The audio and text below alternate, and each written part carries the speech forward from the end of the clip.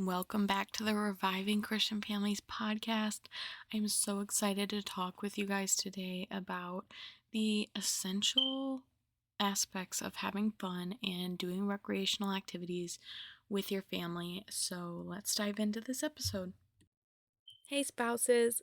I know what it's like to be frazzled, overwhelmed, and stressed while managing all the tasks, balancing work schedules, raising children, and trying to grow closer to each other and the Lord. All the trauma and the shame cycles you can't seem to break out of are just the cherry on top, right?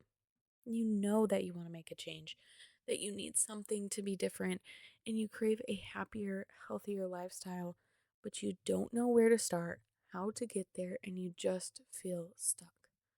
That's why I'm here showing up every week with these podcast episodes to give you the knowledge and momentum you need to get unstuck and begin healing the generational trauma in your family. Let's take off those trauma patterns and the lies of the enemy and put on the armor and strength of the Lord. We are building a better future for the next generation and every generation to come. And the healing for the next generations begins with us. So wives, grab your husband, and husbands, grab your wife a snack, and let's dive in and do the work. All right, guys, so today we're going to talk about how recreation for families is essential to mental health, essential to your bonding as a family, and also just your overall quality of life. And so let's first talk about this mental health piece and what I mean by it's essential to your mental health. So when you're just constantly go, work, this will look different for you, whether you're at home with your kids, homeschooling, whether they're in public school, private school, if they're younger, older, if they're doing extracurriculars, if both of you work, if just one of you works, if you both work from home. So there's a lot of different ways that can look for you, but I just want you to imagine your own family right now, kind of like what your schedule's like and all the things that, you take your children to, the things they're doing with you as a family. And so for everyone in the family, and not just your kids, like this affects you guys too, but in this piece we're kind of focusing more on the kids because we're going to get to the adult one-on-one time later. But mental health is affected, and in the sense of do your kids think life is fun, right? And so there's kind of this pressure sometimes to make life magical for kids, and sometimes we can go a little bit overboard and stress ourselves out. And I'm not trying to push you that way. If you're in a spot where maybe you're a little more like me and you struggle to get out of the house sometimes because you just feel like, oh my gosh, there's so much to do, and then when I'm not doing something, I just want to sit down and relax, and if I go out, then I'm missing time to do X, Y, or Z.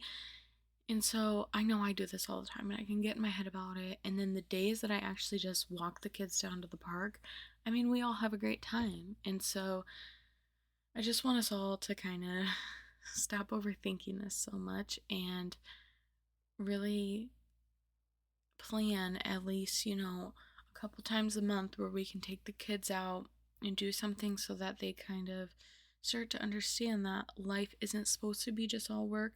And yeah, we can play at the house, but being able to go out with the kids, do fun things, especially if you can do it as a family, like all of you together, mom, dad, kids. Because while I think it's great if you're a stay-at-home or work from home mom or dad and you're able to go out with your kids one-on-one, and I think that's so valuable, but I think there's also something very important about being able to go out as a whole family and do something fun, at least once a month. And that could look like just going to the park, right? It doesn't need to cost a lot of money by any means, but something to bond the family together in a way that says, we are family, we do things together, we have fun together, we don't just work together. It's not just work, no play. And I also think it's good for the kids to be able to see the world with you. to have fun and explore with their parents, because kids feel a deeper sense of safety when they're with their parents, and they there's all these teaching opportunities for them, right? So many things that you can show them, point out, even just showing them God in different aspects of life. For example, something fun I really like to do with my daughter. She's only 2, but she still grasps things very well, and she's very smart. And sometimes when I, not so much anymore because at this point it's just like dark, but when she wakes up in some of the, you know, summery type of months, I guess, and around the time she's waking up, we see that the sunrise. And so sometimes I'll open her curtain in the morning when I wake her up, and I'll be like, oh, look at that sunset. I mean, sunrise, sorry guys. We do this with the sunset too sometimes, but usually by that time we're going to bed, so. But I'll see the sunrise and I'll be like, isn't it so gorgeous? I'm so grateful for how God painted the sky this morning. And then sometimes I'll tell her he painted it just for us because he knew we were going to see it. And I mean, I can't be for sure how much of that she's grasping, but I'm starting to plant those little seeds in her mind and show her that there's good things to be seen all around.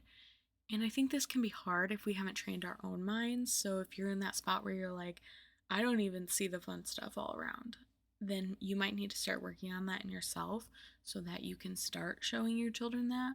But it's such a fun process, and you don't have to have it all figured out before you start teaching your kids. Just you figure out one step, then you teach them that step while you're figuring out the next step. And so just start somewhere, even if it's just stealing my idea of the sunrise or the sunset, or talking about trees. Just looking all around and seeing God's magnificence. And so as they get older, you can teach them more advanced stuff than just looking at the sun or a piece of nature and saying how beautiful it is. But that is such a great place to start, no matter what age your kids are. So, and then that was kind of my next point. It's just this whole thing doesn't need to be overwhelming. You can start small. So, if it is just going to the park for you, that's great. Maybe you find the park extremely overwhelming. You need your kids in a, enclosed space. Then look for places near you, like a library, or I know, like, within maybe an hour to an hour and a half of me, there's like two or three different enclosed places that we can take kids, that like one of them's similar to a library, but they have a lot of toys and stuff. And there's another one that's kind of like an indoor tree house, and like there's some of them where it has like seats for the parents to sit and read or work, and the kids can just play around you. And so look for that type of stuff near you and see if there's something where maybe you don't have that, but you can just partner up with a friend and you guys can switch going to each other's houses and like watch the kids in a playroom together or something like that. Or even just being in a yard, like outside, is great if it's good weather where you can do that. And then even in the winter, I still encourage you to take your kids outside, although I know it can be hard because it's cold. But even just small increments, a lot of the times I feel like the kids don't care about the cold as much as we do, but it's so good for them. So start small, pick your thing, and then maybe down the road it can be this wonderful, beautiful thing where you're taking your kids to museums and fun trips. But it doesn't need to start off looking like that, and maybe you don't ever want it to look like that. I mean, there's no cookie cutter size for how this has to look for your family. And so just really talk with your spouse, talk together about how you guys want to tackle this, what is realistic for you, and what do you think you can stick to. And so that's a really great starting step there. And then what we're going to talk about now is kind of along the same lines, but for you guys specifically as spouses. And we're talking more like date night, I guess you could say. Not that it does necessarily needs to be like what you would consider a date night, but recreational time with just you and your spouse. For me, I call pretty much anything that I do alone with my spouse a date night. So for me, that's just what I call it, but that might not be like your definition of a date night. But anytime you can get away from the kids to have time between just you guys, and you might have time depending on what your guys' schedules look like before the kids get up or after the kids go to bed. But sometimes those moments of the day can be chaotic because we're trying to get things done, or we're trying to get ready for bed, or we're just waking up and we're kind of grouchy, so we need to get our coffee before we even talk to anyone. And so they're not exactly quality bonding times. And like for us, we have nap time still. Our kids we got them on the same nap time schedule. They typically nap at the same time every day, and that's been such a blessing because on the weekends we're able to have that time together, but sometimes we also need time to ourselves, so it doesn't always end up even being quality time together. So we've become very intentional about taking at least one day a month to get a babysitter and go out by ourselves. And so lately what we've been doing is just going to the pizza place and sitting in there, and we get like pizza, or they also have ice cream, so sometimes we get that. Not now because it's winter and they apparently can't get ice cream in winter. That's so sad for me, but I digress. Anyway, so we really struggled to date in the beginning of our marriage because obviously our kids were really young, and it was hard to find babysitters, and I was not the most trusting mom in the world. I was kind of hesitant to leave my kids with anyone. And so yeah, we struggled to like ever get alone time that was anything of quality. And especially, when my husband went through his injuries, because he wasn't really doing quality time with anyone. He was just work, sleep, work, sleep, work, sleep, because the pain was so bad. And so we like slowly started to try to implement it, and it was a struggle. And I feel like we just now have started to actually get babysitters and actually take intentional date nights on a regular basis, whereas before it was just like, oh, if the opportunity arose where we had to get a babysitter to go somewhere, then, maybe then we would count that as a date night. So, thank goodness we're not doing that anymore. And so I don't know where you're at in regards to if you are doing date nights, or if they're kind of sporadic like ours were, and they're not really intentional, they just come up when they come up, or if you were like, nope, I've been on this, Micaiah, and I'm not worried about this part. And if that's you, that's great. But I just want to make sure I touched on this because, like I said, it is a huge part of how our brain perceives our life as a whole. And so if we're not doing things that we consider fun, and if we're not having quality time and conversations, our brains can easily get into the rut of thinking that life is all work and it's all miserable, and we aren't gonna like that. And so obviously with this, there's two sides to everything, and you can go the other side too, where you're not working enough. And I feel like in terms to like our house, we've been in that spot too, where like I struggled to work in the house. I struggled to keep up on things, and it was constantly just either being consumed with the kids or like building. Like I had a photography business before this, and I spent a lot of time building that. But being on the electronics, doing whatever I was doing, once I was in that mode, it was hard to switch that off and go back to the house, because it was like two different things. And so it formed this technology addiction, and then I would feel guilty, and be like, oh, I need to spend time with the kids. So then I would spend time with the kids, and then I would ignore the house. And so I've just, oh, I guess not just started, but I've been slowly learning how to start to balance that out over time.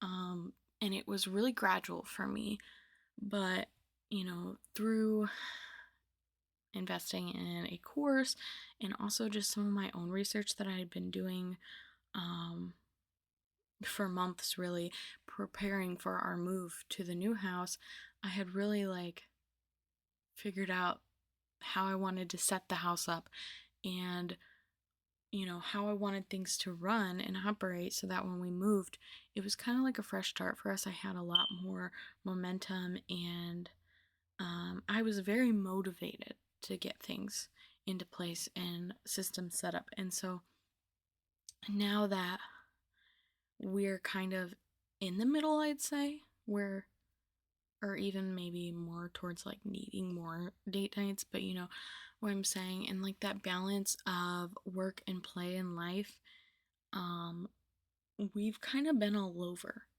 There's times we've worked too much, and there's times that we've worked not enough. There's times, where we've been unintentional about what our quote unquote play looked like, and times that we're very intentional about it. And so, I'll just, there's two last things I want to say about this, and that's when I say intentional play or intentional recreational time, and this goes for whether it's date nights, just you and your spouse, or as a whole family. I think that sometimes we can get sucked into doing the same things over and over again, and a lot of times in this technology driven world, we can be tempted to just keep going to the TV or going out. Maybe you go out for movies or something, and so it can be really tempting to do that. Or maybe for you it's food, and you're just constantly tempted to, for all of your recreational to be food related. And so noticing those patterns in your own life and noticing what actually fills our bucket. And so maybe you just really like food, or you really like going out to eat, and I don't think there's anything wrong with that, really, but I think that you need to maybe try switching it up every once in a while and trying different kinds of recreational activity, so you can know if you like them or not. If they really truly filled up your bucket, or if you kind of just felt more exhausted afterwards. And so kind of, taste testing, I guess. Taste testing different recreational activities and really evaluating, did this actually feel fun? Did I enjoy it? Did it leave me refreshed, or did it leave me more overwhelmed, more stressed out, more exhausted? And so that's a really good thing to evaluate in your life. And also, I wanted to throw this tip in here. This is going to be my last point, guys, so this episode might be slightly shorter, but I tried something really fun a couple weeks ago, and I wanted to throw it in here for you guys because anyone can do this, and I found it extremely beneficial, and it was so fun. So I am not a huge AI fan, I will say that, but I'm not anti-AI either. So we were coming up to this time when my husband had put PTO in at the end of one week and the beginning of another. So we were essentially going to have a long weekend with him home. And we were super excited, and so it was before the holidays, so we knew there was some stuff we needed to get done in preparation for the holidays. But we also wanted to have quality time together and have time to relax. And so I was trying to think up what I could plan ahead of time to make sure that this time was intentional and it was fun and it kind of checked all our boxes. And so I don't know why, but I was just hey, let me turn to ChatGPT. And it ended up being a great idea. So here's what I did, and you can take this and tweak it to fit you. But I went into ChatGPT and I said, ChatGPT, here's the thing. I have this amount of days with my husband that where he is off work, he's going to be home. And I can't remember if I gave him the dates or just the days of the week. I think it was just the days of the week. But I was like, it's going to be this day, this day, this day. Okay. And then I told him, I was like, and we already have this planned on this day, this planned on this day, this planned on this day. And we might squeeze this thing in somewhere on one of those days. And so I kind of give him like this outlook of what my schedule looked like. And then I kind of went a little deeper and I was like, well, at this time every day, the kids take their nap. And at this time, we do this. And, and so I was kind of giving him like what my day looked like in a structure of like morning, AM, PM, evening. And so, like, giving him that outlook. So, however you want to do that. I don't know how you structure your days. I use the time blocking method from Chelsea Joe. So, in case anyone's curious, and I also took the Simple Rhythms for Busy Moms course. So I have some of that sprinkled into like how I structure my days, but in terms of like my actual structure of how I'd write it into a planner or calendar, I got that from Chelsea Joe. So um yeah. Anyways, back to what I was saying. So I gave him my schedule and then I was like pretty much told him what I wanted to get out of the weekend. So I was like, hey, ChatGPT, during this weekend we need to get have these house projects done, and I was pretty much, I think I didn't like name off the house projects. I think I was just like, I have a to-do list of house projects we need to get done, but I also want to make sure we're spending quality time together and kind of make it like a stay-at-home marriage retreat where we can bond, do things together, but also have quality time with the kids and build connections with them, and also, we need to do X, Y, or Z. I can't remember everything I told him. But anyways, I had all these goals I had figured out that I wanted to accomplish in the weekend, and I was pretty much like, but I don't want it to be too overwhelming. Like, I don't want our calendar to be packed. So I want to get in what we can get in and, kind of prioritize it. So that's from most important to least important so that, if things don't get done, it's not a big deal. And so I kind of like gave him the structure. And then the final thing that I told him was, okay, ChatGPT, my husband does not like to sit still for long, extended periods of time. So, like, one of the things I had told him was I really wanted us to be able to spend time with God together or, pray together or read our Bibles together, something of that nature that would be faith based. But I didn't want my husband to get frustrated because if we like sat down to do a 2-hour Bible study, that would drive him crazy. He's not wired that way. He doesn't like to just sit still and do, a study for 2 hours. It like that will overwhelm him. He needs to get up and move around, and he likes to use his hands. And so I pretty much told everything I just told you to ChatGPT, and kind of told him a couple other of my husband's like likes or dislikes in terms to different things that I told ChatGPT we needed to get done. And then I was like, can you create a schedule for me for the weekend? So I pretty much said all of that in one little text box, but you don't have to say it all in one text box. Anyway, so ChatGPT put together a schedule for me. I think I might have had him like, I think I maybe did this over like a few different ones because I think that maybe I left some of the information out and then I had to go back and tell him more, but it all ended up working out and he gave me this whole schedule and there was cute little things in there. And then I wanted to go further, so I like asked him. I was like, "Okay, ChatGPT, what kind of things can I add in that, are simple and relatively quick that will make this feel more like a staycation, marriage retreat type thing?" So then he gave me even more ideas of sweet things that we could incorporate that would be like marriage building things. And then I think I asked him something along the lines of like, okay, ChatGPT, what could I do to make this weekend really special for my husband? So it was like a kind of a 3-part thing. And I kind of just took what he said and took what I liked, got rid of what I didn't, and tweaked the schedule a little bit, decided where I was going to add things in, and I just literally took lined paper, wrote out at the top of each page like the day. So there was probably like, I think it was like a 5-day weekend for us or something. So I got to write out 5 days on 5 pieces of paper, and each day I just like broke down my morning and afternoon, like the different sections of my day, and put in like not necessarily at a specific time point, but just like a general time of day when I was gonna structure things in, how we were gonna do things. And it was really sweet. I mean, like, it was little stuff, but, and we didn't even end up doing it all, because my husband really does not like it when I structure our days, but he did really like some of the things that we tried and the different ideas that ChatGPT gave me. And so some of it was really good. And so I really encourage you guys to give that a try yourselves, because you never know.